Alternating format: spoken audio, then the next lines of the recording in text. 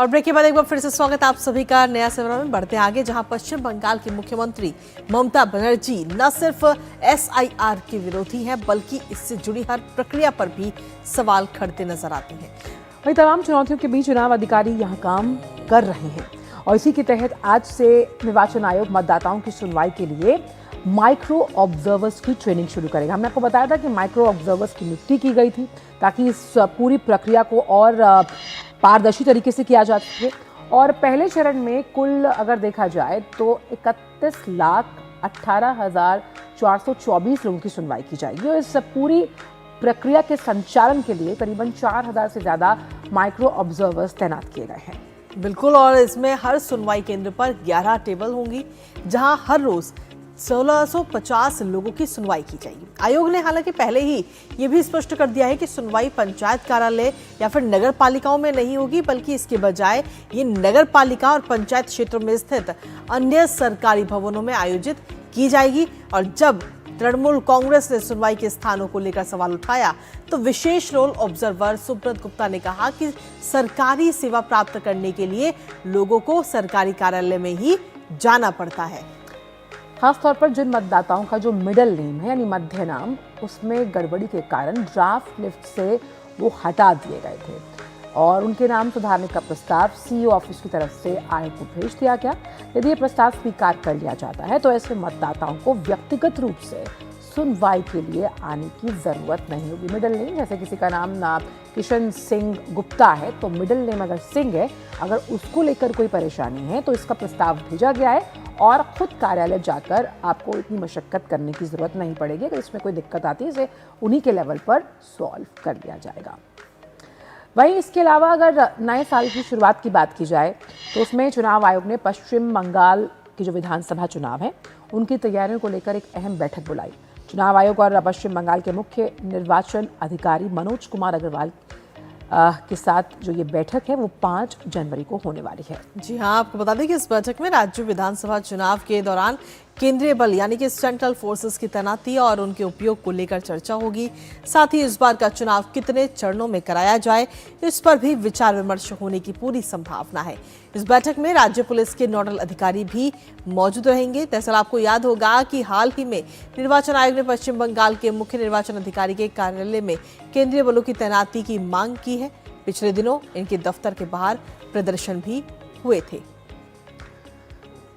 तो चुनाव आयोग की अहम बैठक 5 जनवरी 2026 को होनी है। विधानसभा चुनाव है अगले साल। जब हम बात करते हैं पश्चिम बंगाल की तो ऐसे में एसआईआर की प्रक्रिया जो कि संवैधानिक प्रक्रिया है उसे लगातार चुनाव आयोग सतर्कता, सजगता और पारदर्शिता के साथ कर रहा है ताकि आने वाले विधानसभा चुनावों में जो मतदाता हैं, जो वाकई में वोट डालने के संवैधानिक अधिकार के अधिकारी हैं, वो ही वोट बूथ तक पहुंचे और अपने मत डालने का प्रयोग करें। और कोलकाता से ही हमारे संवाददाता सौरभ दत्ता इस वक्त इस बड़ी खबर पर जुड़ गए हैं। सौरभ, हम लगातार कई बार चर्चा कर चुके हैं हमारे कई कार्यक्रमों में कि माइक्रो और ऑब्जर्वर्स की जो नियुक्ति है वो चुनाव आयोग का एक बहुत अहम कदम है। ऐसे में माइक्रो ऑब्जर्वर्स की नियुक्ति एसआईआर की प्रक्रिया को और कितना पारदर्शी और अहम बना रही है, क्योंकि वहां पर जो तमाम लोग हैं जिन्हें दिक्कतों का सामना करना पड़ रहा है, माइक्रो ऑब्जर्वर्स उनकी मुश्किलों को हल करते हुए नजर आ रहे हैं। आचल कृतिका, देखिए ये फेज की, ये चरण की जो ये स्टेप लिए जा रहे हैं ये काफी अहम है, क्योंकि जो माइक्रो ऑब्जर्वर्स का रोल है वो काफी स्पष्ट कर दिया है चुनाव आयोग ने। पहला तो उन्होंने कहा है कि जो भी एनुमरेशन फॉर्म डिजिटलाइज हुआ है आप सबको जांच करेंगे। दूसरी बात कहा गया है कि जब ये हियरिंग चलेगी, सुनानी के वक्त जब लोग डॉक्यूमेंट्स लाएंगे, क्योंकि सरकार, यहाँ के सरकार ने तो कहा है कि मे आई हेल्प यू कैंप होगा और आपको जो भी दस्तावेज चाहिए हम बनवा देंगे।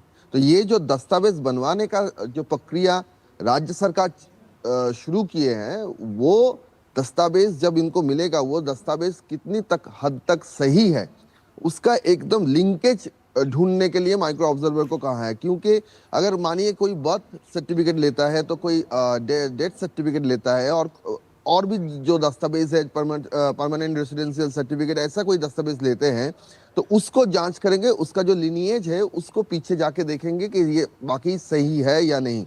दूसरी तीसरी बात ये है कि जब हियरिंग चलेंगे तो इनकी निगरानी में चलेंगे।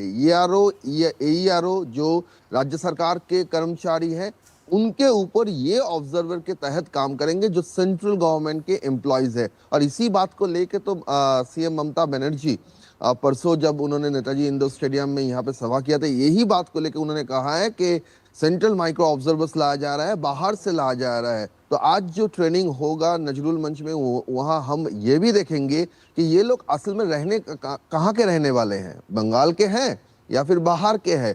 अगर बंगाल में ही जो सेंट्रल गवर्नमेंट के जो इंस्टीट्यूशंस है, जो ऑफिसेस है, अगर उन्हीं के कर्मचारी है तो ये तो बेबुनियाद हो गई जो सीएम ममता बनर्जी ने बोला था। और यही इसके साथ साथ और एक बात है कि जैसे यहाँ के सीएम ममता बनर्जी ने ये कहा है कि इनका अता पता सब जांच कीजिए, अपने दल के जो कार्यकर्ता है उनको कहिए कि कहाँ ये रहते हैं, इनके फैमिली में कौन कौन है, ये सारी बातें जो जांच करने के लिए पर खोज लगाने के लिए बोले हैं ममता बनर्जी ने बोली है। तो उसके तहत भी माइक्रो ऑब्जर्वर्स में क्या रिएक्शन है वो भी देखना पड़ेगा। चलिए, तो हम मानते हैं कि माइक्रो ऑब्जर्वर्स जो हैं वो तमाम जो मतदाता हैं उनकी सुनवाई में उनकी मदद करेंगे। साथ ही चुनाव आयोग की जो बैठक होने वाली है 5 जनवरी को, उस पर भी सभी की निगाहें टिकी हुई हैं। बहुत बहुत शुक्रिया सौरभ इन तमाम जानकारियों को हमसे साझा करने के लिए। और